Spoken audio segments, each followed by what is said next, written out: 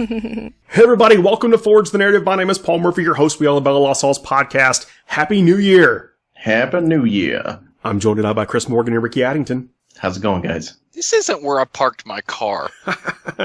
Ricky, I know you've been on lockdown for the holidays and work stuff and whatever, but I'm glad you can make it back right now. You're still busy or whatever, shaking off the holiday stuff. Going to have some action-packed segments on this show and coming up all through the year. Thank you, everyone. We don't say it enough. Thank you, everyone who listens and subscribes and tunes in every week, gives us the likes, the comments, the 5-star reviews. We really appreciate it. I have a segment to insert from John Hickton tonight. That's Mr. Aceface. For you guys that may know him on the internet, he's got a jam-packed event that he's running. I think it's not this weekend, but the next. But they're also doing a charity raffle for a really good cause. We talk about the tournament and the raffle. If you can participate in that, he's got some really nice prizes up there that you can win, and it's an incredibly low buy-in. Yeah, that's always helpful. Yeah, it's really worth checking out. You can get a whole grayed out army for £5, £5. £5. Ooh, now we know you're legit. Yep. And most of the other tickets are £2.50. He's a quid pro. / quids. I think that's the vernacular. You'll have to tune in for the segment to find out. So getting ready for the LVO, practicing. I know people are practicing,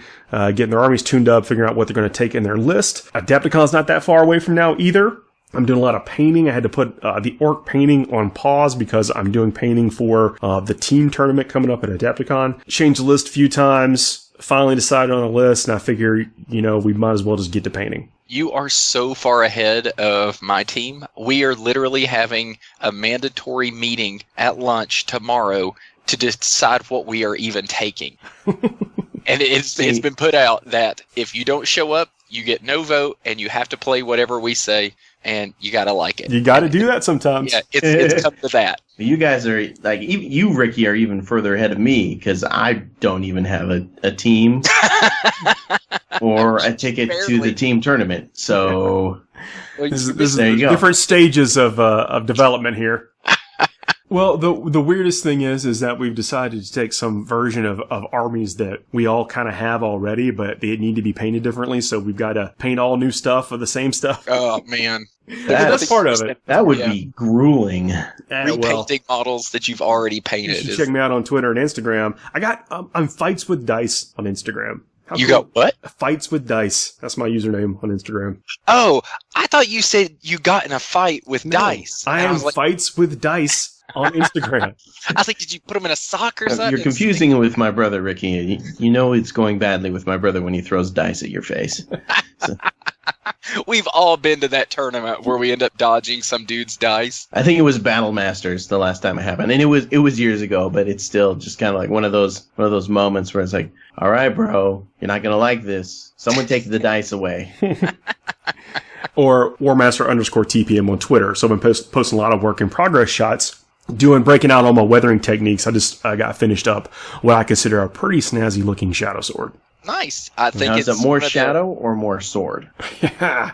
I guess the cannon, they keep that cannon in its smooth working order. I still say it's the best melee unit that the Astra Militarum has. Well, we're going to talk about that because part of what we want to talk about for getting ready for the tournaments is actual gameplay. So deployment errors that one can make and things to watch out for. Well, because I know we keep talking about after the FAQ changes, but this is, it's been a while now. It's just the way 40k is now, with that you can't, jump over things in the assault phase anymore, or in the charge phase. You have to go through things. The way people scoot across the table and take advantage of a bunch of a movement shenanigans is through different ways now. So things like orcs have to jump. Tyranids have some tricks they can do with Gene Stealers and the Kraken. Yeah, I just have aggressors, so I just make a hole with those and then go through with those. So that's kind of my strategy. Yeah, and then the Swarm Lord. So the Tyranids actually have a couple of different things that they can do. This is one of those lists that you look at it and go, oh man, I could take this stuff. This is like just a bunch of toughness 4 stuff without a great armor save. I'm going to deploy aggressively and really rock their face. And then that's when you end up getting kind of caught with your pants down. And then you spend about an hour and a half going through the motions with all your stuff locked down or tied up to where you're not doing what you were planning on doing with it. In the case, I just played a test game where I actually, this is one of those things we're talking about, the Shadow Sword's close combat abilities. I actually should have put more stock in that. But I decided to try to kind of deploy that in the back, taking advantage of its longer range. And I thought, man, if I go first, I'm going to do just that. All these Punisher cannons are going to start firing, and I'm going to kill every single Tyranid over there. Do you want to guess what happened? You did not. I did not go first. Yep. I didn't go first, and I made every single noob mistake you possibly could. I put one of my tanks, it was a Taurox. I mean, again, this is just messed around with list stuff, but I had a Taurox off on a flank, which meant that he was able to scoot up around it pretty easily, and I had nowhere to fall back out of it. I ended up, of course, charging in the Shadow Sword to attack because it gets a lot of attacks. But I didn't remember it had the grinding advance. Or what is it? It's not grinding advance. It's the, crush them? Crush them, yeah. The crush them stratagem. Crush them stratagem, okay. Yeah, sorry, I remembered it. I remembered it could shoot, outside of combat or whatever. That's why I charged it in. But I didn't remember it had you could put the crush them thing on that. And so really what I ended up doing was trying to slug my way through a Tyranid army in close combat with a few Lemans. Not the traditional tactic. It's not where you want to be. Yeah. No, it's not where you want to be. But so how did that even happen? Okay. This is the important stuff. So Kraken has the opportunistic advance. Use the stratagem in your movement phase when you roll the dice for advancing Kraken units other than a unit that can fly. You can double the number you roll and add that total of their movement characteristic for that movement phase rather than following the normal rules for advancing. So that doesn't sound too bad, I don't guess, until you remember that Kraken can roll 3d6 and pick the highest for its advance rolls. So they're getting there. When you got Gene Stealers who have an 8-inch move normally, and then you can roll 3d6 for advancing and then double that, they are scooting across the table. Okay, let's say 3d6, one of them is going to be a 5. That means they're moving 18 inches across the table. And they can advance and charge. The Gene Stealers have the rule that lets them advance and charge. So all this stuff is what we call really bad. Really bad to look at coming your way. Yeah, it can be absolutely and terrible. If they have 10 or more models in the unit, then they get 4 attacks instead of 3. So it's a ton of attacks. It's just an oppressive number of attacks. So why am I saying this? Because when I'm looking at the battlefield, what I should have done was not even pretend that I was going to go first. Remember, without looking, I'll just go ahead and tell you, I had more drops than him, and so it was unlikely that I was going first. I had what I considered to be, again, that aggressive deployment to where I put my tanks, my Lemans, up in double shot range. Remember, a Leman can, if it moves, have its move can fire its main gun twice. So again, I'm thinking, man, each one of these has 40 shots. I got a guy here who's going to be re-rolling. It's going to be great. But I made the mistake of being a little bit too greedy. That's probably what it was. I was greedy. Now, if I had went first and the rolls went my way, then this might be another conversation. I might not have really cemented this lesson in my mind. We probably wouldn't be talking about this as a topic today had it gone that way. We'd be talking about how great them Punishers are. Well, Punishers are still pretty good. No, actually, I played another game after this where I played the Orcs. Got the Orcs on the table. And we'll talk about them in just a second because, again, you can be really aggressive, but you have a lot. You can mess around. You can muck about with the Orcs and you're still going to be all right. With this, I had the tanks pushed up too far. He's able to clip one. And then once you get one clipped, it's pretty much the end of the line. Like, he doesn't have to kill anything at this point. He has to try to whittle away to get one if he wants you're saying you're playing ITC missions. But at that point in time, after he clips me, I'm basically playing his game. I'm fighting an uphill battle, trying to find a way, I need to get super lucky to get in a position to where I can even start making any points in the game. And that's not where you want to be. And it's preventable by understanding what to sacrifice, understanding what the potential move is from these guys, because I think that's really what I didn't factor in was just how many models he could get across the table over to me. I'm thinking that my 1 row or 2, 1.5 rows of conscripts is enough. So what do? I put my platoon squads, they were actually in a couple of transports. Those are bodies that I could have had on the table being ready to intercept some consolidation moves. Am I making sense? Yeah, so you basically like screen your screens so you got to screen your screens. Tanks don't eat it. Double screens, doubles and triple layers of screens, and how you're spacing, because remember, consolidation has to be towards the closest models. And so if you got your tanks all pushed up there, like you're living in fantasy land where you're going to go first every time and be able to double shoot. Don't make fun of where I live. Yeah. Look. Don't kill the dream, Paul. Well, listen, in retrospect, like even if I'd only gotten one shot with those cannons, it would have made a huge difference in the game. Who cares if granted, wanting to double shot is living that dream like we just said, but trying to do it potentially cost me the game. So I lost the game in deployment. I lost the game during the first turn it may not have seemed that way, but that's actually what happened, and it was preventable. So how do I prevent it? Well, one, look at it this way. I know that I put my tank over there. It was Vanguard deployment. So one of my tanks didn't have anybody in, but one of my tanks was over on the far corner of the map in one of the far corner of the triangle along the short edge of the table. He's able to move up, get that tank in close combat, and then doesn't kill it. I think he actually tried to kill it. He just didn't kill it. It's unlikely for the Gene Stealers to kill a tank. I think they need the Acid Maw, which is neg 3 AP, but it's still like everything they have is pretty much 1 damage. Yeah, I think the only thing you have to really worry about is when they roll hot on those 6s and get that really epic, like I think it's a -4. -4 AP, yeah. And then I think it does 2 damage as well, but perhaps I'm misremembering. I've been on the receiving end of those claws a few times. I don't remember exactly what it is. It's 1 damage, neg 4 AP when you roll 6. At Nova, dude, I watched 4 Imperial Knights come off the table to Gene Stealers. There's so many of them. Wow. I didn't have anything to get through them. So that's with a knight. I can't imagine dealing with Russes and stuff getting tied up with them. Well, it is really annoying, but I think that the real takeaway is, so anyway, tank in the corner, gets up there, can't kill it. It's really hard for him to kill him, but once he touches it, we talk about hugging a Land Raider. Once he touches the tank, then those autocannons and Stormbolters, well, I'm thinking the Stormbolters are an amazing deal. It's 2 points, but if you never get to shoot it, who cares? Yeah. No, during that Overwatch.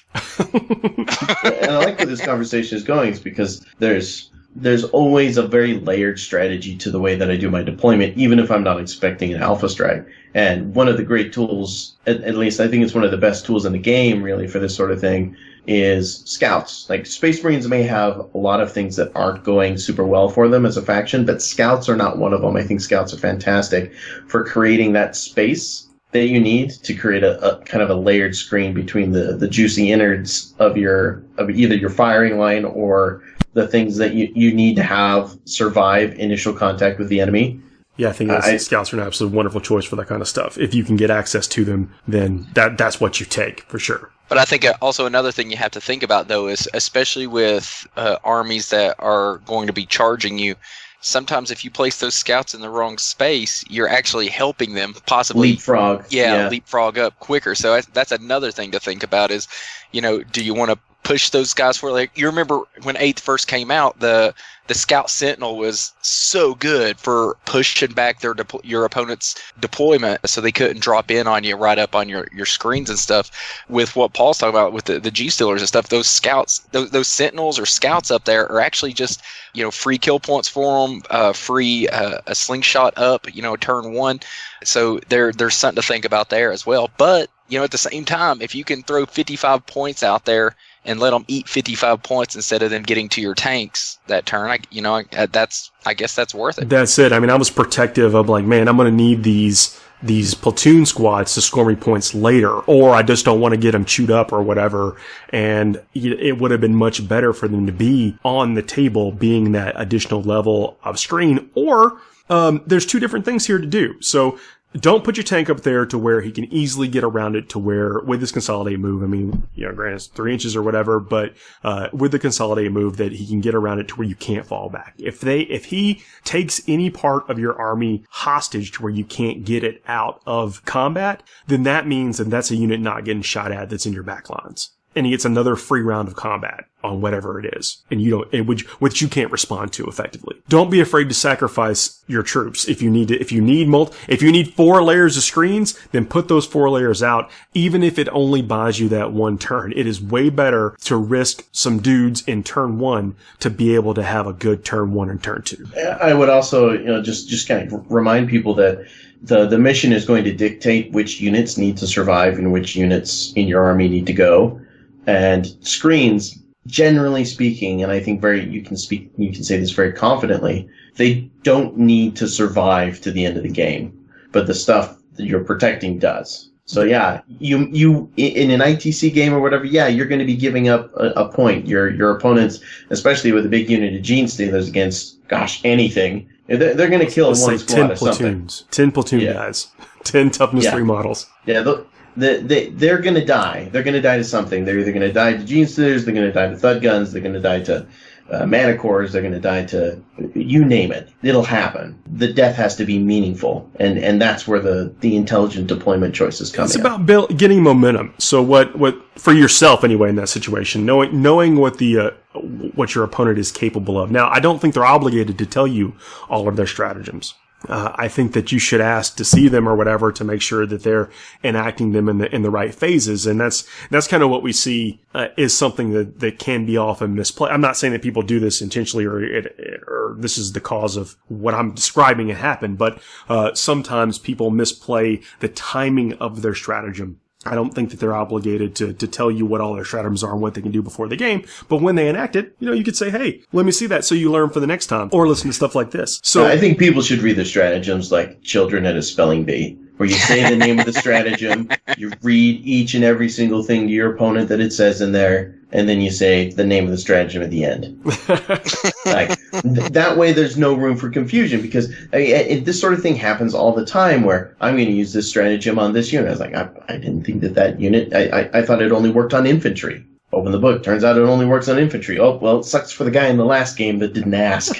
I had such a heart-pounding moment when I used True Silver Armor on my Dread Knight one time. And I was telling the story like, man, I used True Silver Armor on this Dread Knight. It was awesome. And then somebody who wasn't just a buddy I was talking to, he's like, that's only works on vehicles, man. I'm like, uh-oh. What did I do? Guess what? The Dread Knight's a vehicle. Oh, yeah. But that's what you're talking about. You have that moment of panic. Nobody gut check. It's like, nobody sets out to do that, nobody sets out to do that kind of thing.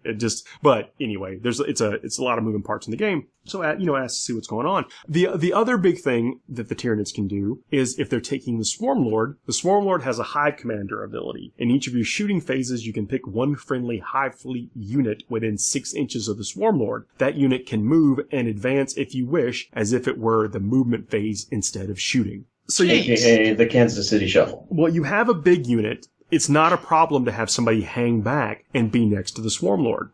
The Swarm Lord, he moves okay. He has a 9-inch movement.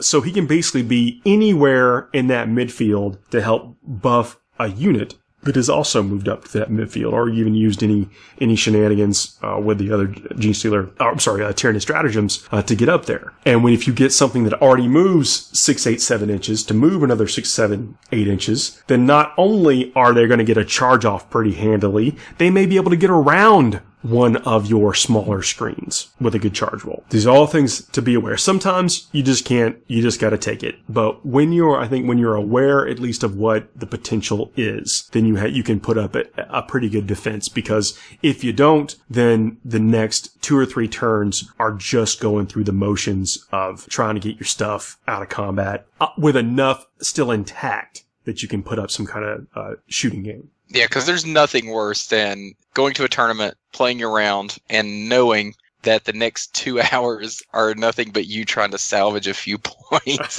while you watch somebody put on a demonstration. That can happen. It's happened to me a million with just times. the function of the game, just how the rules work with falling back and whatever. Now, I think it's beautiful. I think it's great. It's a balance on a lot of things, but this is something that you can see coming. Now, you can't. What can you bank on? You can bank on the Swarm Lord getting a unit another set of movement. You can pretty much bank on one of these other units getting a 10-inch advance. Now, obviously things can go, but they could technically command point one of the dice for the advance roll if they need to. It's very high odds that they're going to get a 5 or a 6 on the advance roll. You can bank on that kind of stuff. And just knowing what can you control? You can control the inches in which you place your stuff, the inches away. You need to, know that you need to put that thing at least, 4.1 inches away or whatever from the back line of the screen. There's a lot that you can control and make sure that you're doing it. That's kind of what I want to put in there, is make sure you're doing it. So what do the orcs do? The orcs have the jump. The jump has to target a nearby orc unit, but then you can put that orc unit wherever you want. And if you're playing Evil Sons get a +1 to charge. So even though you're 9 inches away, you only need an 8-inch charge. You picking up what I'm putting down so far? Yep, I'm feeling it. I think that they also get a bonus to their advances too. Is that right? Well, they get the Here We Go, which allows them to re-roll a die for a charge. Both, right? Yeah. Mm-hmm. So that is going to happen. I mean, I guess it's not a foregone conclusion, but this is the kind of stuff that you have to take advantage, or you have to understand. Like the jump. Let me get what that cast on. Wasn't it like a 6 or 7? I think it's a 7. Okay, the jump has a warp charge value of 7, and you can select an orc infantry unit within 12 inches of the psyker. And here's the thing with the jump being a charge of 7, because if I'm rolling a psychic power with my librarians, a 7, there's a good chance that's not going to happen, right? But with orcs, 50-50. Yeah, with orcs, the chances are much higher because you add to the die roll based on how many boys are close to the weird boy. You add 1 to the psychic test taken for this model for every 10 orc models, excluding Gretchen, that are within 10 inches of it when the roll is made, to a maximum of +3. So you're pretty much guaranteed at least a 4. Yeah, and if the result is a 12 plus, the model immediately suffers the perils of the warp. So that's relevant because these guys only have 4 wounds, so they're not casting a lot without taking some damage. But they don't have to cast a lot. If they put a giant unit of boys 8 inches away that gets to reroll their charge, then that could potentially, it's a 300-point unit or whatever, but they could potentially wreck your whole army with the lockdown stuff that we're talking about, with tanks or shooting units that don't have the ability to fall back and shoot. Yeah, and with orcs, I feel like you better just plan on them getting there. So if you don't have something to screen your gooey bits that you really like to protect, you're going to be hurting, because the orcs have too many tools to just straight up get there, and then your punishers ain't doing anything for the rest of the game. And you can mob up. Remember, if one unit has 10 or more models and the other unit has 10 or fewer models, then the 2 units merge. You can have 40 boys that jump across. Is that in the movement phase? At the end of your movement phase, yeah. Yeah. So, you could potentially slingshot a unit up, right? Like, have guys strung out there and then link them up. You wouldn't technically slingshot a unit up, because they would just be part of that unit. But I guess, if one unit was in charge range and one unit wasn't, then, yeah, that's what I'm saying. Yeah, you could do that. Yeah, it's brutal. So when you do, for 1 command point and using your weird boy that you already took, you're able to potentially put 40 boys and 2 power claws, up into the opponent's face with a rerollable charge from 8 inches, from not needing an 8. As a loyal servant of the Emperor, I hate the orcs, but man, they're fun. Well, the reason that I'm bringing it up is because if they could be using the teleporting stratagem also, which the teleporter but that means you can't come in until turn 2. Yeah. And you have to select an orc power rating or whatever, but you can still put things in a Gorkanaut. But again, that's coming in turn 2. The jump is going to be cast reliably from further away than you'll typically be able to deny.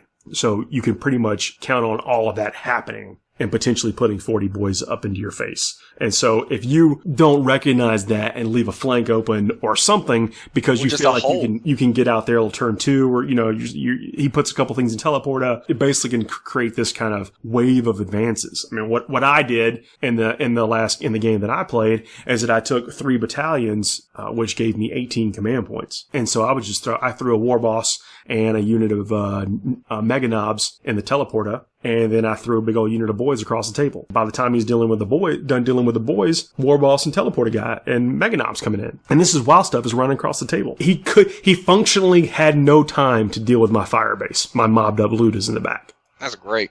And that's another thing to think about. Like when you're setting up screens, when we're talking about screening in the deployment and everything, if you set your screens up, because you're getting ready to eat this whole orc charge, but you set everything up to block off that charge and you don't think about what's in reserves, and then you leave a gap in the backfield for these guys to teleport down because you didn't put any screens to deal with that. You're going to run it. You're basically just leaving your fly open right there. Yeah, I know we're talking about it's difficult to cover all bases, but the reason I wanted to mention it the way that I did is that you have to see that stuff coming if he has the jump in his list. Which exactly. I think everybody will. I think every orc player will have it. And then he put some things in the teleporter. You need to leave tomorrow's problems for tomorrow, the teleporters, and deal with today's problems today, the jumping boys. Yeah. Or just, roll sixes all the time.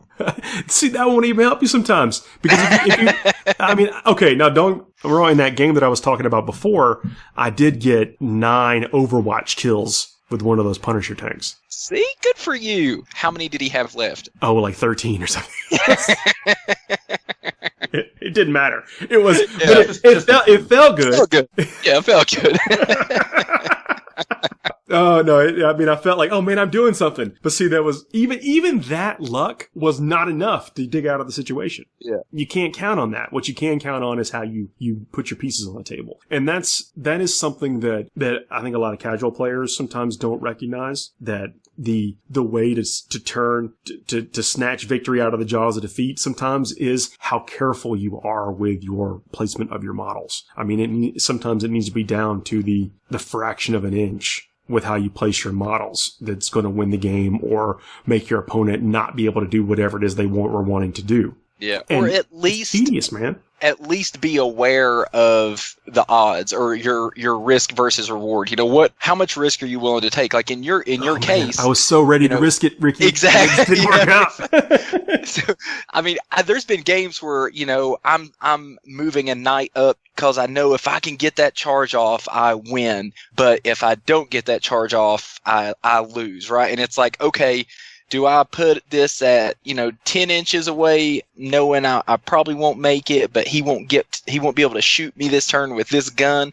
So it's like you just got to be aware of what the opponent can do and how much danger you're willing to put your models in case they have some good dice rolls. I just think of it like a poker hand. I don't know that I'm willing to go all in if my shot at victory is not 50% or more. And that's what I was doing. I put myself in a position to where I needed to go first or seize or whatever, go first without the +1. And the odds just weren't enough in my favor. And I didn't factor that into my decision. That, more than anything else, ultimately lost me. I could have played perfect from that point on. Remember, from that point on.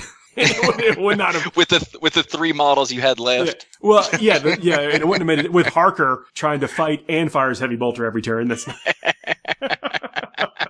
He's a good shot, though. He's good. Look, man, he's strong. He's real strong. I love him. I had a priest in there too, getting him buffing out all those. Man, again, I could have played perfect from my colossal mistakes in the beginning, and it would not have made a bit of difference. Yeah, but it was preventable. That's it. Take my tragedy. Paul, the turn it into a comedy. Yeah. But yeah, tragedy plus time. So I guess it's been enough time that we can laugh about it. It's been now. 4 days. 4 days. 4 days and That's 40k trend. I can laugh that off. I did get to play the orcs right after that, and that was a much different game. Oh man, I'm telling you, with Ludas, I'm not going to tell you how good Ludas are. Everybody knows Ludas are good, but sometimes there's just in shock attack guns. I know that I got a lot of grief on the show that we were talking about orcs, and I talk about how shock attack guns go. But there's that relic in the Vigilus campaign book, and I talk a little bit about this on the segment we're about to break for. But if you get the relic, then it has 2d6 shots. Now you're still hitting on 5s. That's the problem. Well, it's your Orc Ballista skill. Yeah. But you take the Dragwog, and that gives you some rules that you're probably not going to use. But it does give you this 60-inch shock attack gun, heavy 2d6, strength 2d6 to let you can do mortal wounds if you get the 11. And then I rolled the 11. I was firing on all cylinders with the shock attack gun. Shocking.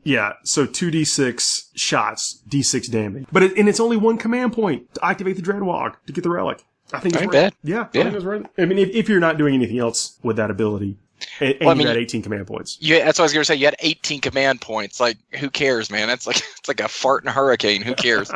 But orcs spend them a lot. And that's one of the things. If you're playing orcs and you want to be able to do all these tricks, so you need a lot of command points. So you basically, I think the trick with orcs is figuring out how to truly optimize 3 battalions. And I know there's the list that Val was talking about is very strong. I think that's going to be a really good template for orc players to try to mimic and tool it to what fits in there, what they think is going to be able to work in their tournament circuit, or make adjustments here and there to what's going to play in bigger tournaments. No, I think you're right about that.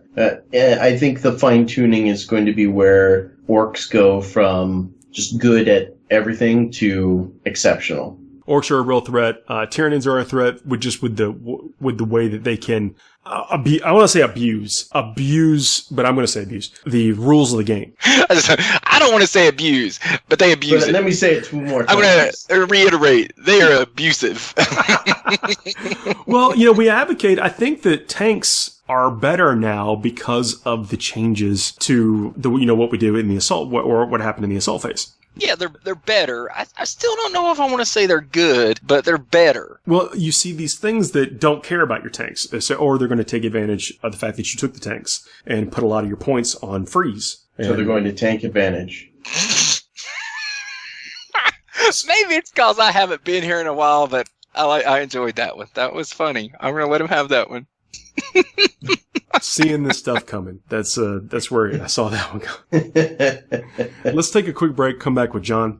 And then after that, we broke him. We'll jump in. I broke Paul. Oh no, he needs a break. We'll see you in a few minutes. FTN is brought to you by Discount Games Inc.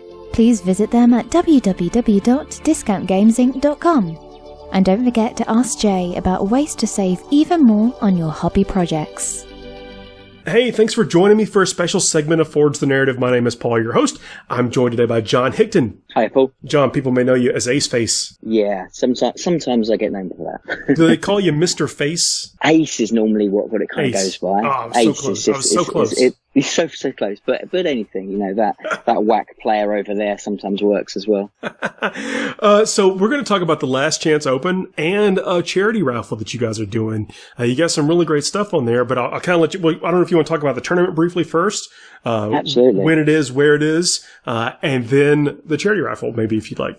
Yeah, that'd be absolutely fantastic. So the Last Chance Open is going to be the 12th and the 13th of January. It's one of the last. The reason for the name is it's one of the last chances to get some big ITC points before the LVO. So it is a major. We've sold over 110 tickets already.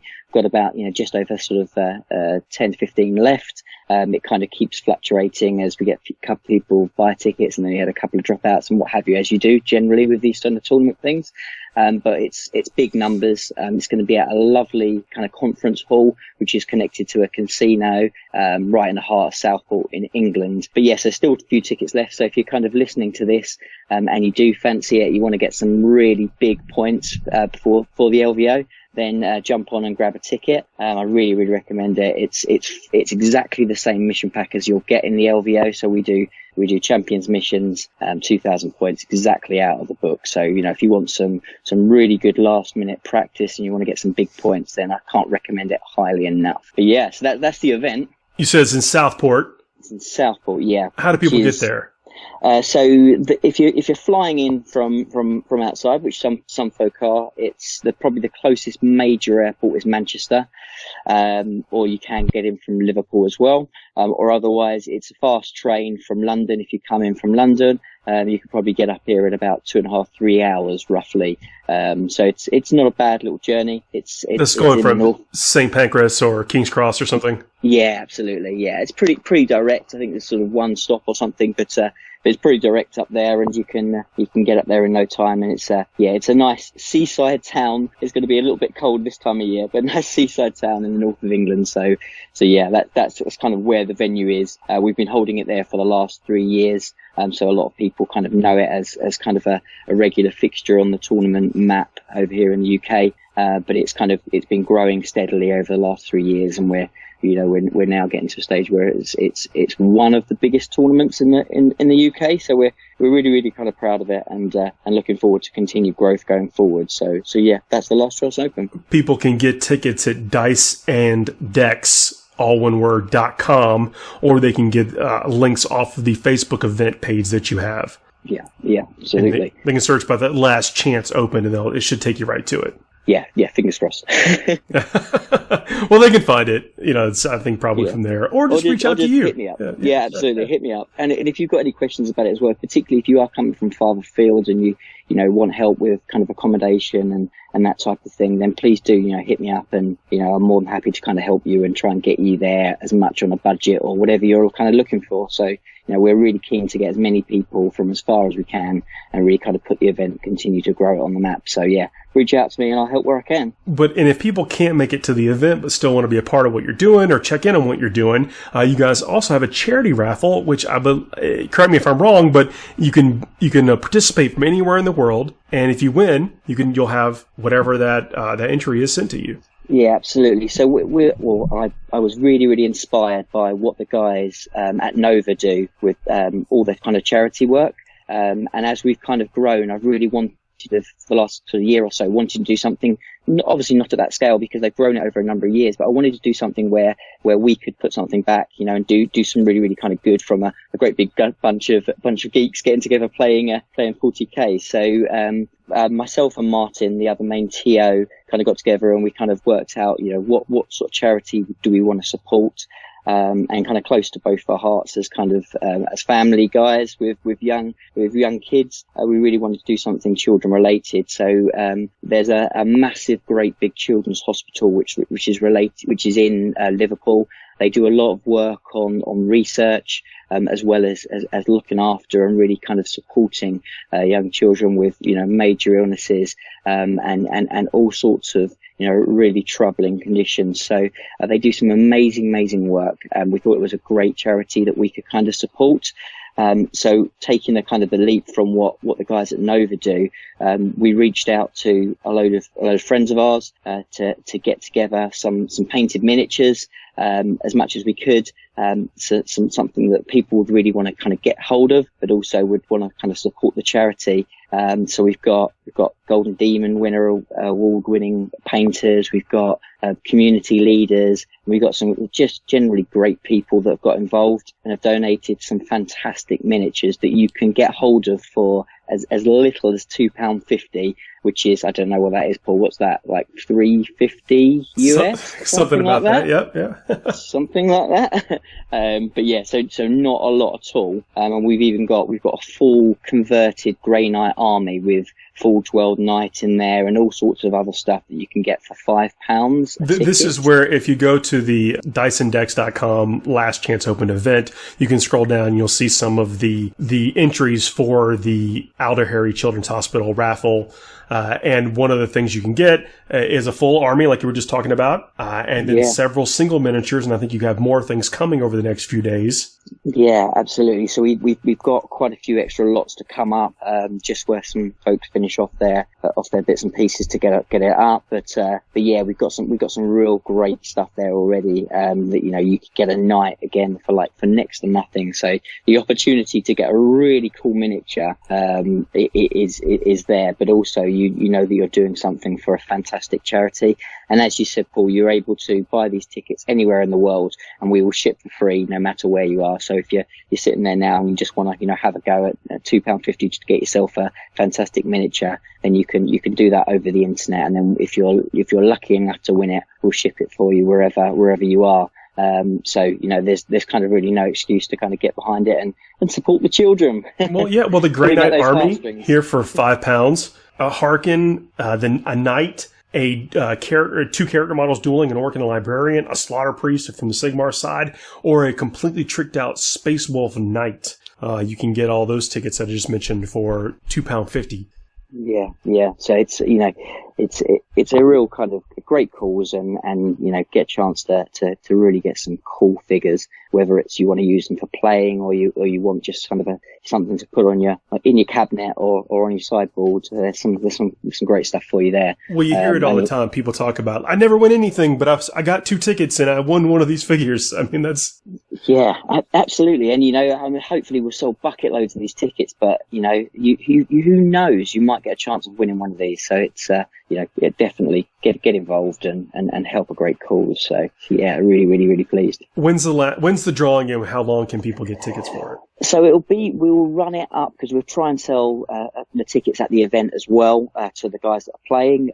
So we'll shut it on the Monday afterwards. So it'll shut on the 14th, the auction, and then as soon as we kind of get everything together and we'll draw the winners and you'll know hopefully by the end of that week at the latest whether you're successful. And obviously we'll put it all on the website as well so you can see who's won won what and what have you, and we'll let you know how much we've raised for Aldous Hay Children's Hospital as well, and absolutely 100% of what we get on this is all going to the Children's Hospital. So Martin, the business owner of Dice and Decks, is assured that absolutely every single penny is going straight to Aldous Hay, so that your hard-earned cash is going straight to a fantastic cause. That's strong. When I give, that's actually one of the things that I check is what's the percentage of the actual things go to, and the closer to the 100%, it gives me the confidence to donate or give or whatever it is. Yeah, it is.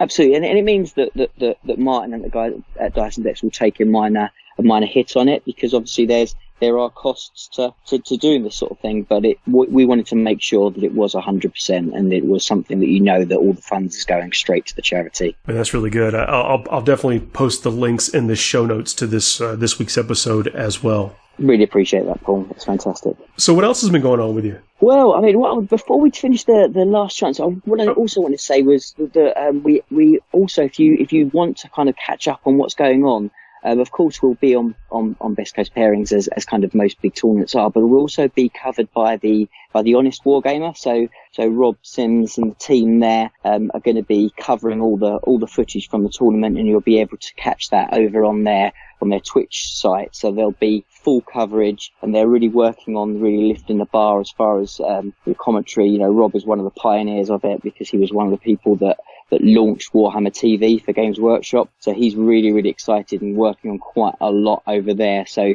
I'm not going to give it all away, but if you're unable to make it, there's seeing half the stuff they've been working on, from like the artwork to everything.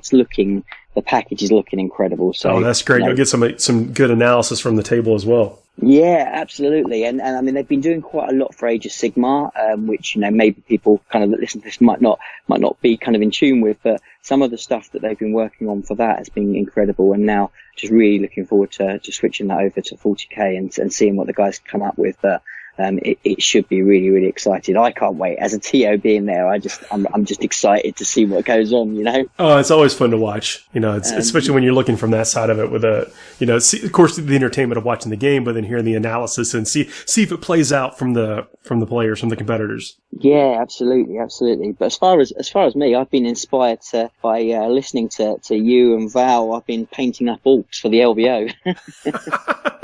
it's going to be a good codex, man. I'll tell you what, so I took Orcs to Heat 3, so the Games Workshop Heat 3, and it was the first time that I'd ever played Orcs, literally ever at all. So, and I went 4-1 and qualified, and I was like, I like this.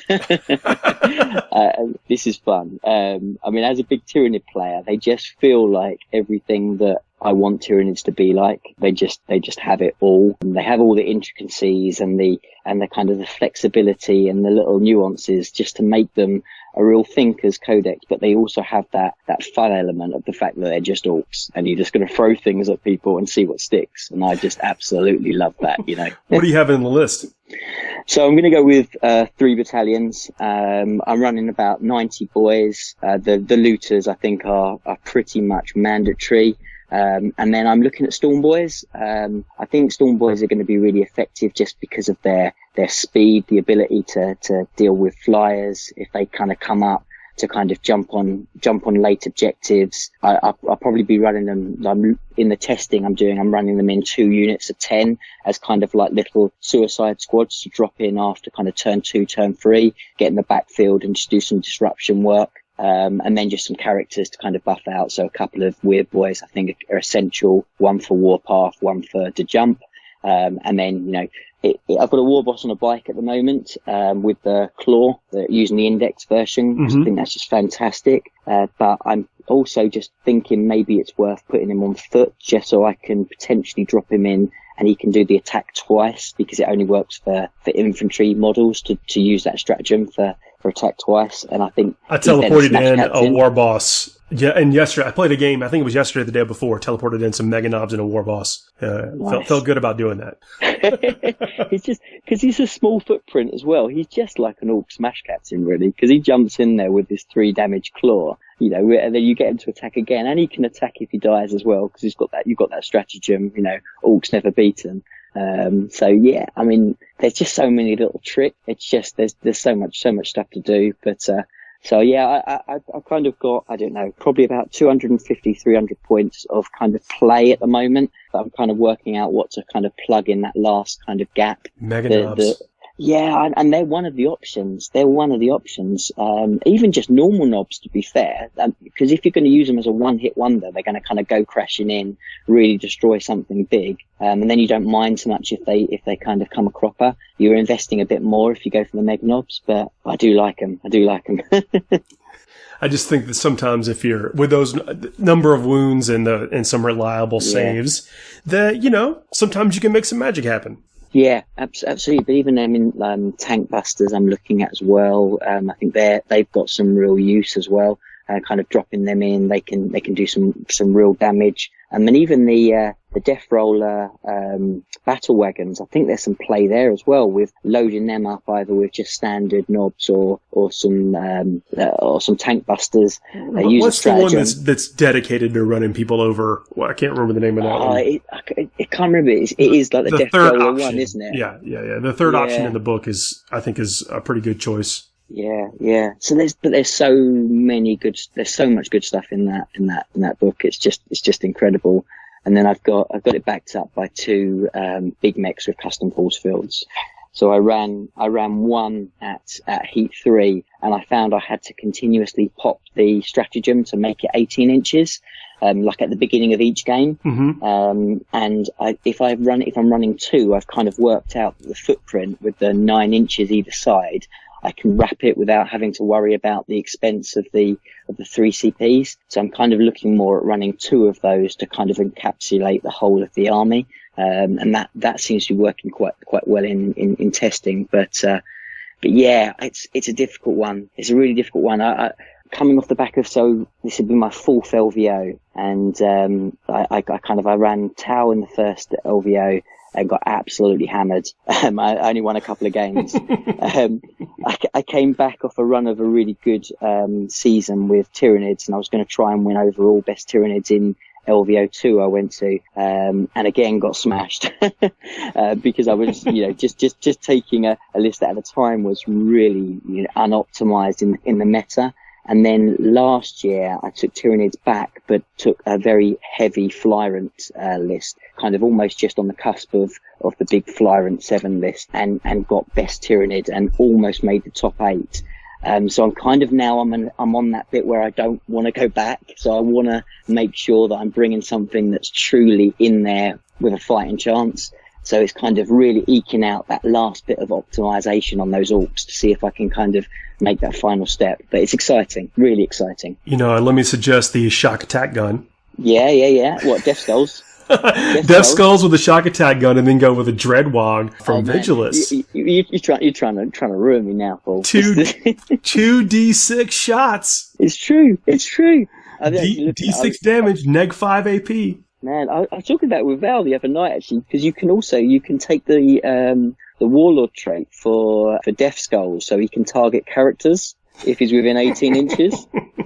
And Val wasn't impressed with me. He'll tell you, like, that's too close, I think. But 60 inches with 2d6 damage, neg 5 AP. I know, but there's so much good stuff. There's not enough points. I need about 4,000 points of orcs to get all the tricks I want in there.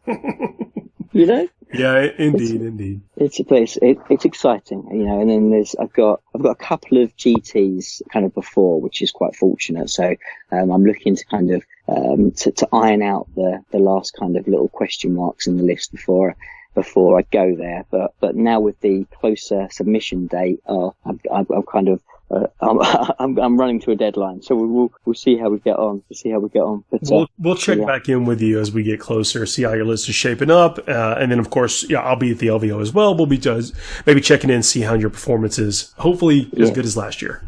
Well, you'll know whether I'll be on a heavy night out on the Saturday night, Paul, or whether I'm going to bed early for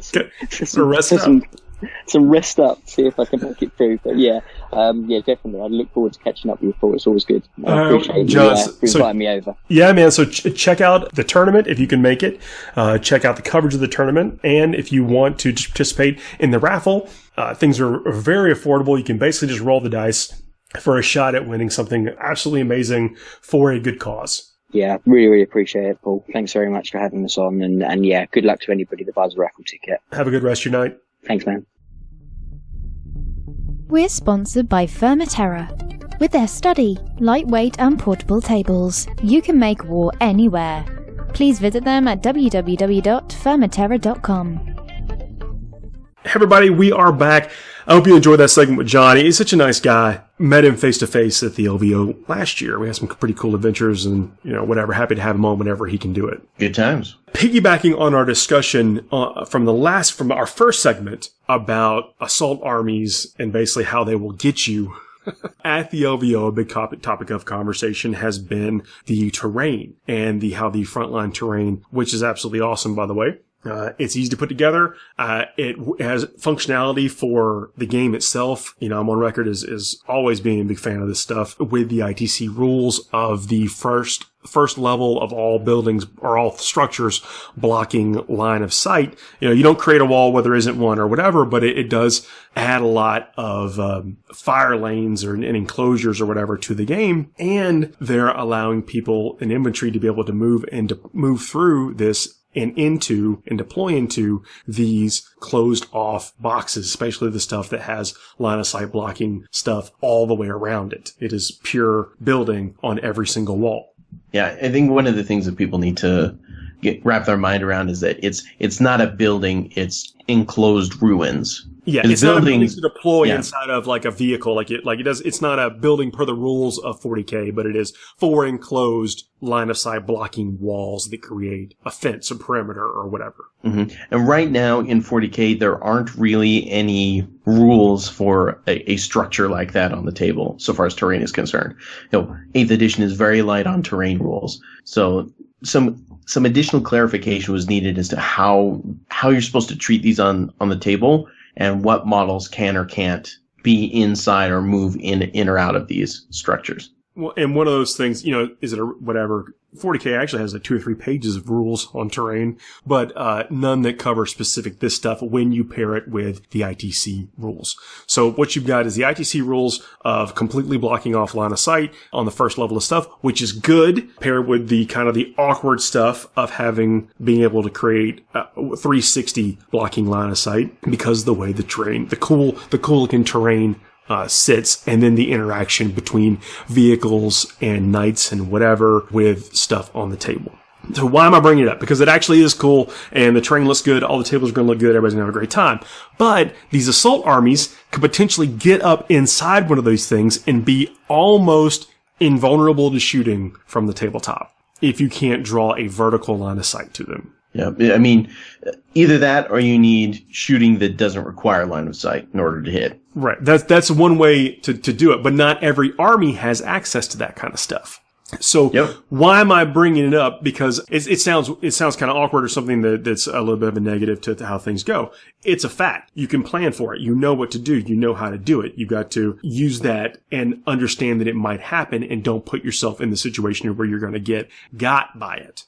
That's the reason I'm understand that it can happen. If they've got something that can, you can turn a mediocre assault unit. It doesn't have to be 20 Gene Stealers, though they'd be really good at it. Yes. But it could be something that you're not normally scared of. 7 Death Company guys with jump packs or whatever. Yeah, well, I think it adds some extra validation to having infantry-based assault elements in your army list. You will not see these structures on every table, but you will see them on a lot of tables. So having something that can enter and clear those out is going to be important. Another thing that you need to make sure that you're aware of, because again, the second floor, there isn't any line of sight blocking aside from what is actually represented on it. And they're being built so that the first floor is completely blocked off anyway. So there's no theoretical line of sight for as many of these as possible. But one of the tricks, and I remember this from my first GT in 8th edition, was I had some infantry inside of a building. There were monsters that were outside, and I was thinking, all right, I'm inside the building, I'm safe. But my bases were a little bit too close to the wall. Well, the assault rules don't say you can't attack through a wall. They just say you have to get within an inch. So I ended up having 3 Carnifexes charge me.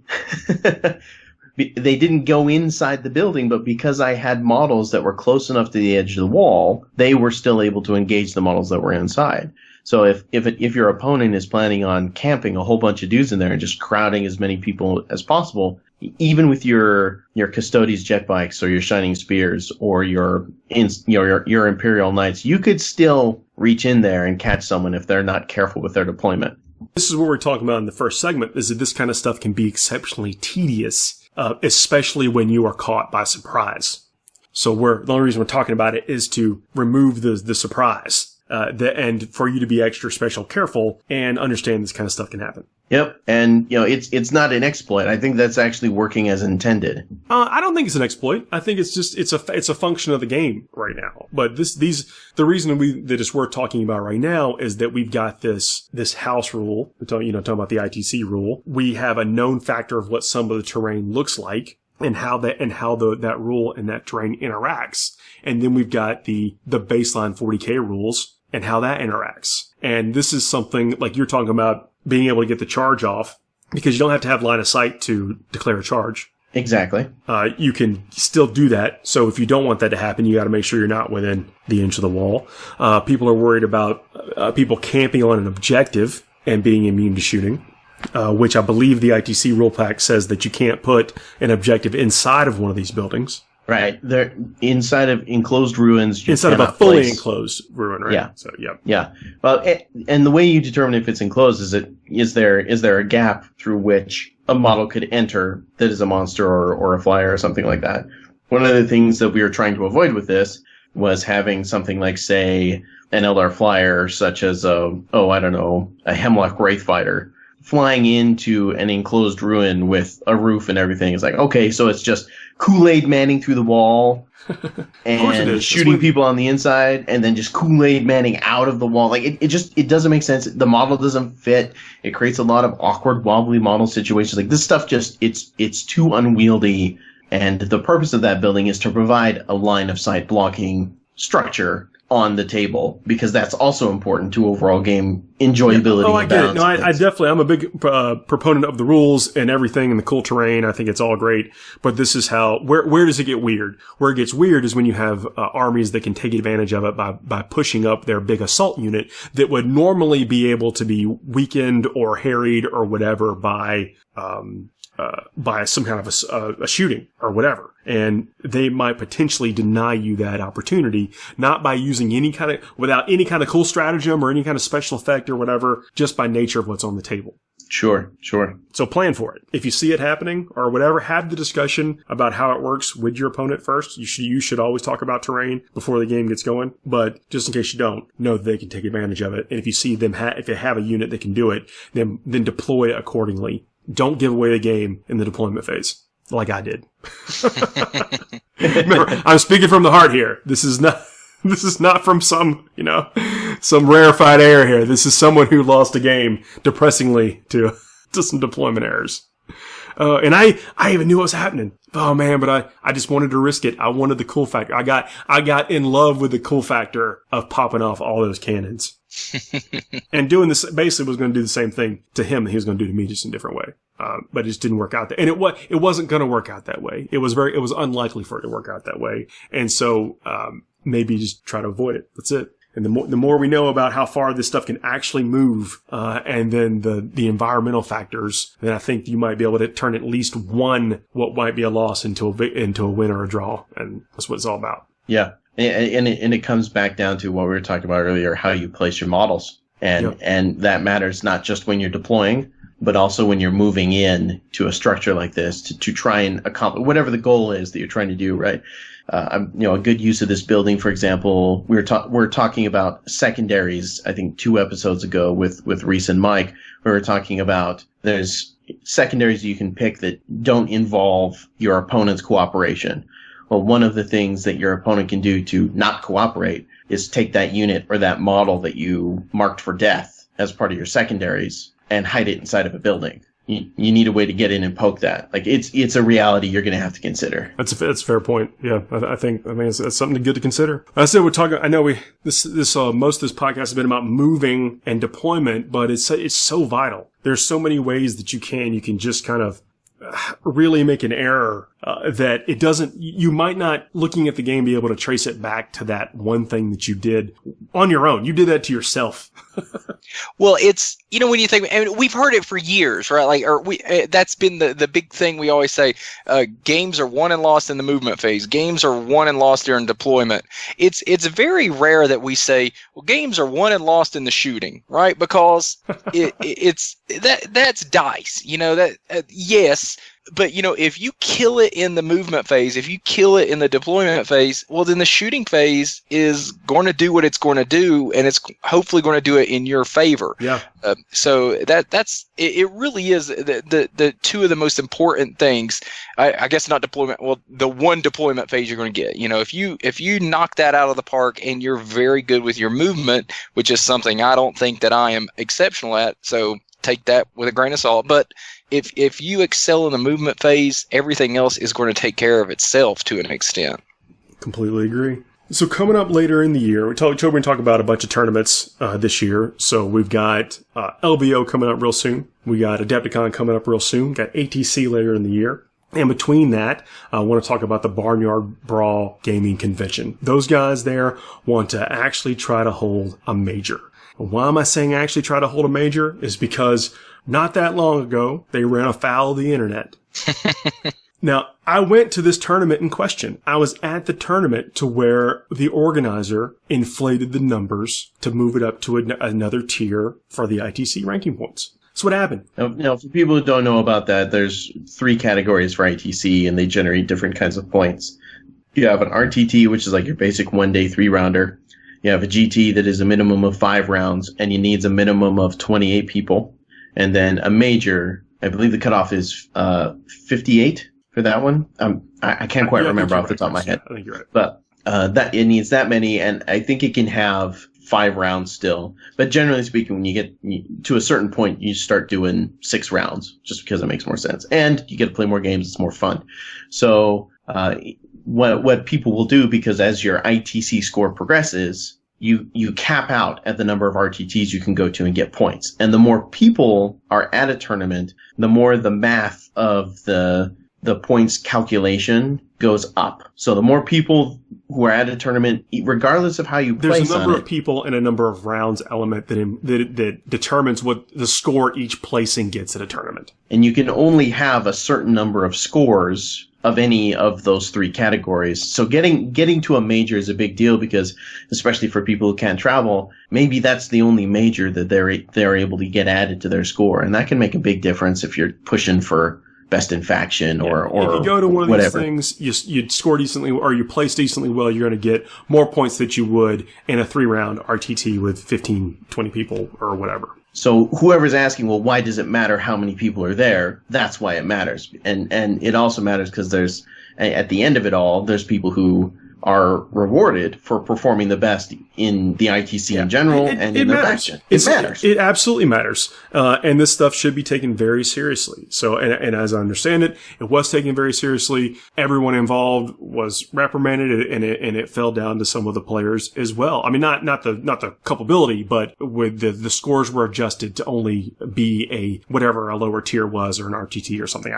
It got dumbed down to an RTT, and it was still a big RTT in terms of points, but it wasn't their fault. Yeah, right. And the tournament organizer took it on the chin, didn't try to hide from it, serving out a punishment of the ITC not being able to do it any ITT tournaments until this one here.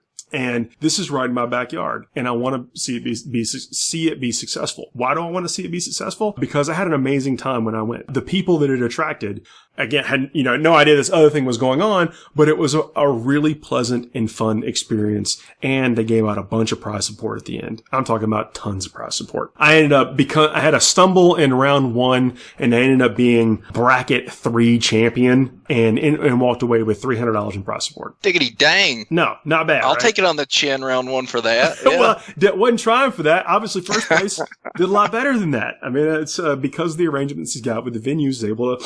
I mean, it's like what I like to see is you invest as much as you possibly can in the prize support, because that's, when you're playing for these, you're never going to make bank, whatever. But I like to see as much as possible go back out to the players that came and invested and spent those 2 days with you. And that happened. And I've known Blake for a long time. And earlier last year, I played him in Adepticon. It was a good experience. It's, this is a person that's been in the community for a long time, and I've definitely seen an evolution, and I can see a real intent to put on a good event. And when I was asked to help, I said, yeah, I'll help. None of this other stuff that people were talking about can happen. It has to be. I mean, there's no reason for it not to be. I mean, I think if you had told everyone there, we just didn't hit the threshold for this, then I don't think anyone would have minded. I don't think it would have changed one person's decision about what they were. The fact that it shook out the way it did is what caused all the problems. There was absolutely no reason to do it. Yeah, I mean, it sounds like he was trying to do right by his players and just kind of made the wrong decision there. That's exactly right. Now, we can have a discussion at a different time about events that do this kind of thing. And it's not fair. It's not fair to everyone else that's participating the normal way, and it shouldn't happen. So in a way, that I'm glad that this kind of stuff got exposed, because it set a precedent for how things are going to be handled, as the ITC continues to grow and be awesome. Yeah, but better that it didn't have to happen, but now that it's happened, at least we have something. Well, say what you want. This kind of thing has happened in other tournaments. But now we know that now it's a clear message of that kind of stuff should not happen. And this is what happens when it does. And hopefully it further discourages that type of stuff, because it's not fair to those people that are out there slugging it out. Enough about that. The stuff, I mean, unless y'all want to say something or whatever, but I've had a lot of time to think about this and a decision about, do I help? And what I saw, the good times and the investment of wanting people to have a good time at the event outside. Cause again, no one knew any of that stuff was happening. Just the way, the feel and the flow of the event. Said, yes, you got it. I'm talking about people up and down the East Coast that I'd never met before. I mean, I live in Atlanta. We have a decent tournament scene. I travel. These are some of these people that I'd never met before. They were coming from all over the Southeast to have a good time. And I thought, you know what? It's 2 hours away from me, 2.5 hours away from me. It's worth trying to make it something better, make it something bigger. And if we can get another major going on in the South with all these good people focused on good times, giving out tons of prize support, that's kind of my jam. Yeah, and the way I look at me, I love, we do the ITC for our tournaments. We report our scores and stuff, and it's great. But at the end of the day, the majority of us players out there, aren't in it to win the ITC. A lot of us just aren't competing at that level or going to do that. So, to me, even if this tournament wasn't reporting to ITC or wasn't an ITC tournament, it's nearby for me. It sounds like a great time. I'm probably going to try to tag along and go to that one with you. So it's in April 27th, 26th to the 28th is the tournament days. There's going to be multiple events at the tournament. The grand tournament size is going to be 27th and 28th. Ricky, I had a great time. I'm going to be running the vendor side of things. So if anyone would like to be a vendor, we have the vendor packages broken out into 3 different categories. Where with the largest, the gold tier, you get promoted a lot on the show, and you're going to get premium placement. And what I mean by premium placement, I mean near the bar. Oh, that's so premium. Why make one bad decision when you can make 2 bad decisions? You can purchase something awesome, and we have one gold tier member already committed, and we're going to cap that. It's going to be very limited to premium placement, and I'll let them decide what they think is premium, where they want to be closer to the tournament action, where they want to be closer to the bar. My opinion is the bar, but bathroom ain't bad either, because that's where you're going to get a lot of traffic. Everybody's got to go, right? Everybody's got to go. It's nature, okay? Well, there's going to be a vendor area, and you know what? I didn't even check. That's a good point, Ricky. And there may be near some facilities. But the point is, if I walk into the bathroom and somebody's there trying to sell me some dice bags or something, I'm going to be like really impressed. The bronze tier. Watch out for people in trench coats. And the gold tier are limited, and each one of them come with a small obligation for prize support to a prize category, and then there's a fee just because the space has got to be paid for, and then I'm offering a way for people to waive some of the fees with some additional prize support obligations. So if that's something that you're interested in doing, and if you'd like to be a prize category sponsor and you can't make it and you just want some placement on the show for this tournament, please let me know and we can try to figure something out for that as well. I know that Fermatera is near here in the backyard, may be able to get those guys out. I'm going to have Shadow's Edge, the guys that make my favorite grass tufts. This stuff is too good, man. It's like I want to rebase armies when I see their tufts. it pisses me off every time I see this stuff. That's what you need. You need stuff that sticks on your base forever, and that's what happens. Yeah. I actually used some of theirs on my Primaris army, and that stuff has not come off yet. So I love it. This is going to be ITC missions. Had good terrain, it's a good people playing. It's a fun, just real fun, focus on fun and people having a good time. Lots of great armies. There was a high caliber of armies that, even though they really weren't giving a big focus for points for painting, people still showed out and brought some great looking armies. There was a good sense of camaraderie between all the players, which I liked. Went out with some folks during the tournament, drank with some folks at the tournament. That's why am I doing this? Why am I doing this with what we talked about earlier? Because people had a great time, and I think that's worth it. So we're going to try to make it happen. I don't think we should just give up on that tournament. I think that's kind of the wrong sentiment. They learned their lesson, give them a shot, go back. If all these people are having fun, one little mistake, give them another shot. You've had a great time. So I'm looking forward to doing it. It's in April. Mark your calendars, April 26th to the 28th. The actual 40k grand tournament is going to be on the 27th, 28th.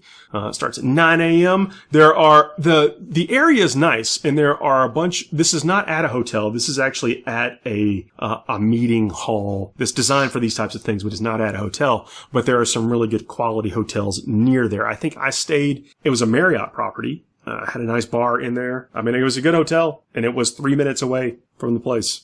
I'm 1 year away from my nephew having his learners so that he can drive me to and from events. Uber. Oh, maybe not Uber to the event, but at least they're at the thing. Yes. All right, man. We'll talk more about that as it comes up. But the immediate thing is, I know there's a bunch of tournaments that are getting ready, that are basically giving people the last chance. We actually talked about this on the last segment, to get points for this year's ITC season, leading up to the LVO, which is coming up here in a few weeks. Man, I can't believe how quickly it's coming up. We'll continue to have some talks and get more people on to discuss leading up to that. I mean, it's a mega. I posted this in the last Facebook post. It's a mega event. It's an incredibly large. It's a tournament of unusual size. Unusual size. I appreciate that quote. Though it may shorten your life by an hour or two, depending on how long you stand. Really. So that's what we'll cover that. Cover more as we get going. I know. I am in full prep mode to be judging all y'all. So I know I mentioned that we were going to have a new player segment at the beginning of this show, and I was reminded of that before we started this segment. I'm glad somebody's got it together. We've come too far. We'll just put it at the end. Well, I'm gonna officially promise that and finishing moves, because as people get ready for the tournaments, they need sweet finishing moves to get those extra points for their miniatures coming up. So we'll on the next show we will have an official new player segment at the very beginning of the show and a finishing move segment. Oh my gosh, it's gonna be great. I know. And I won't just be talking about the guard that I'm painting, the 3rd or 4th guard army that I'm painting. You have a problem. I was talking about painting for points, man. So, got a sweet display. Gonna have the display wanted to be certain colors. So you need a contrasting army or a completely complementary army. So we thought it'd be better to let's contrast the display. So, it'll really catch people's eyes when they're coming by. And so that led to an army colors that nobody had.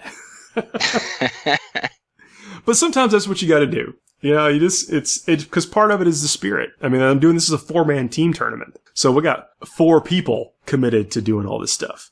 Dude, I remember the first time we went to the team tournament, we set the army up and everything, and my buddy turns to me and he's like, you kind of need a backstory, right? Like a theme or, something. You got to give them like the story of what your army is. And I'm like, are you serious? Like, when do I have to do this? And then the judge walks up and he's like, now. And I was like, oh, Jesus. So like, I'm trying to BS a story about my whole Dark Angels army and what's going on, like while the judge is looking at me, and I could just see him like, that's the 120 he'd heard today. Yeah.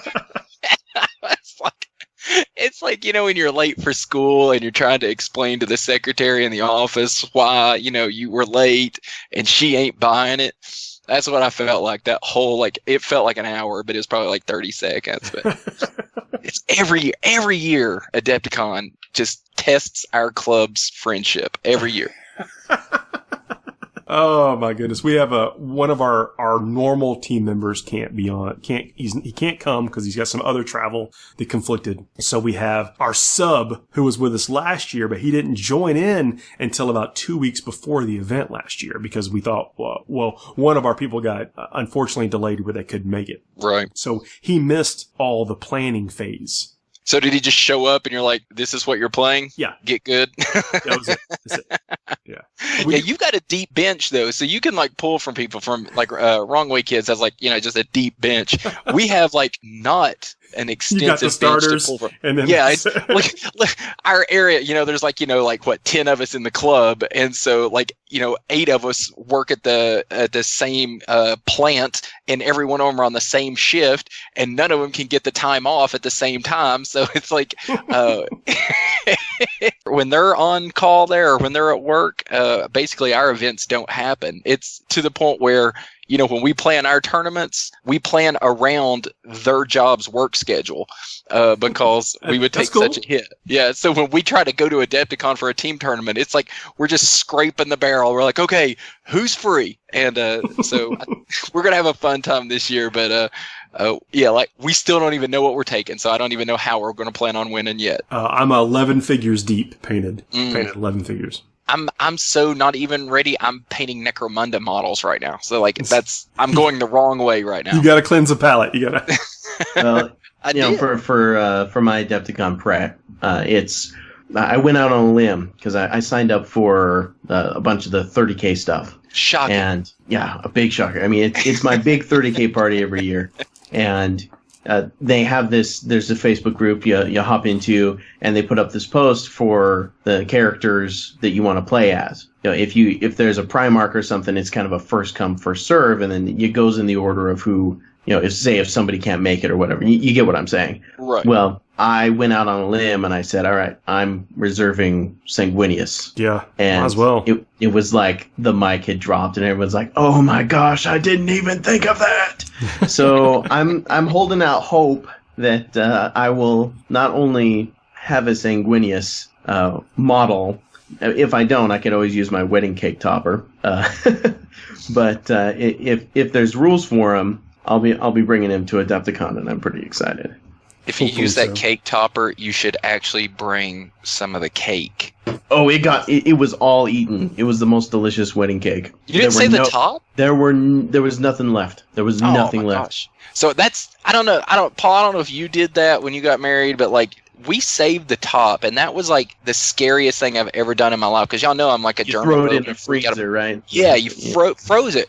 Well, my wife thawed that out on our anniversary, and she's like, we have to do this. And I was like, I cannot do this. And so like she took a bite, and then like she said it was good, and then I took a bite and it tasted just like it did. But I've heard other people say theirs tasted nasty. So looking forward to that. We got a lot going on this year. It's going to be a incredibly fun year. Hobby resolutions, we did those on the last show. I'm staying to it. I've already thrown away the brushes that I just for some reason felt compelled to use.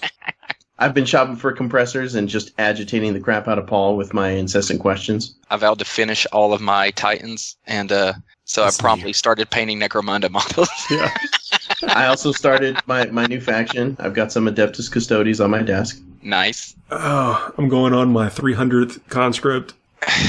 Seriously, dude. Cultist. I don't even know. You have children with small hands in your house. They should be good at detail work. Oh, I just need to teach my entire family how to dry brush. Yeah, I mean that'll knock out like 80% of your work. Oh, you guys! I will post. I have posted the pictures of the tank.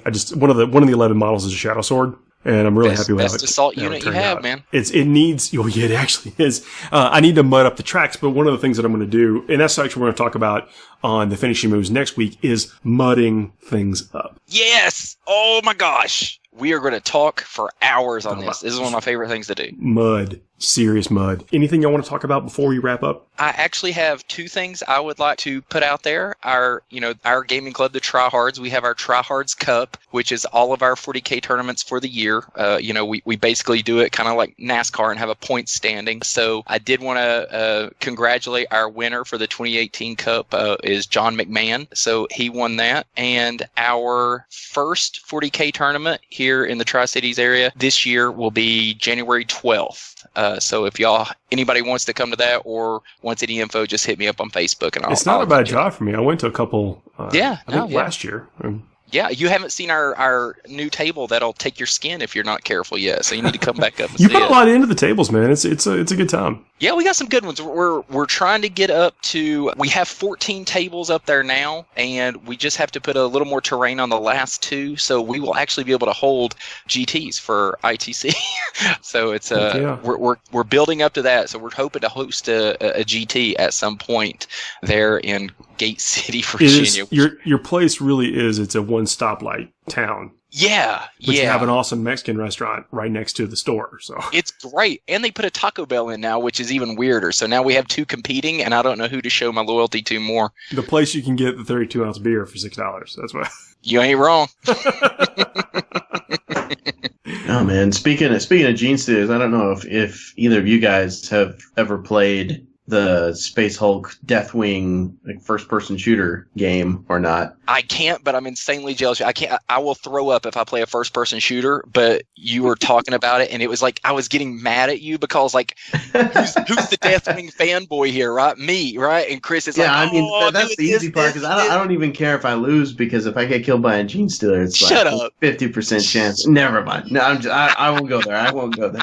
But no, it's been really interesting, because you guys know, I've mentioned it before, that Space Hulk was kind of my gateway drug to the 41st millennium. And I remember after playing the board game for the first time that my brother-in-law at the time had a copy of the old PlayStation version of Space Hulk.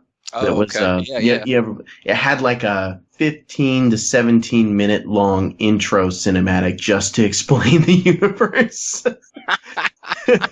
This was well over 20 years ago.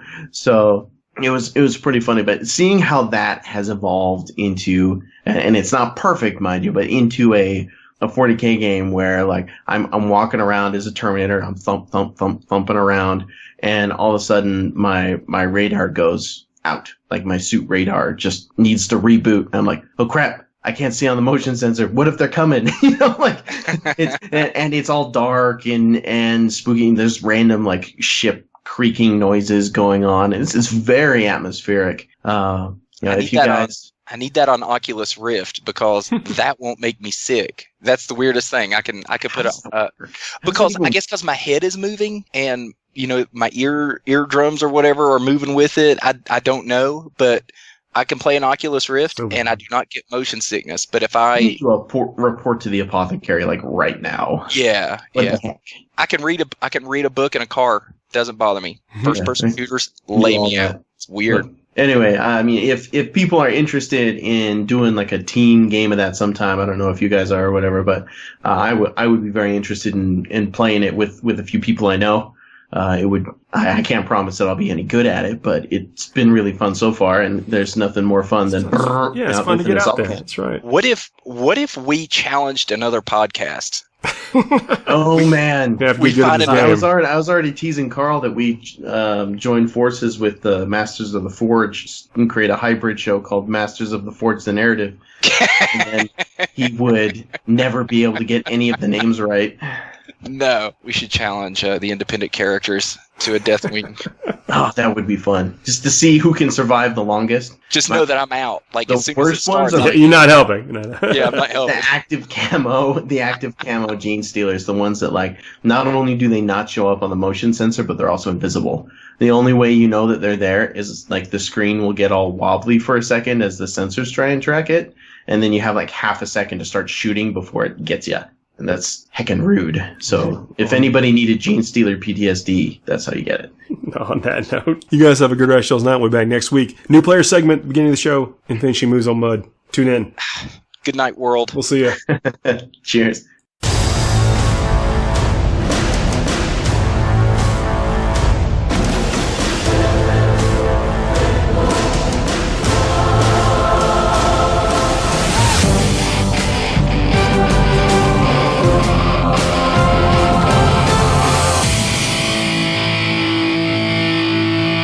Thanks for listening.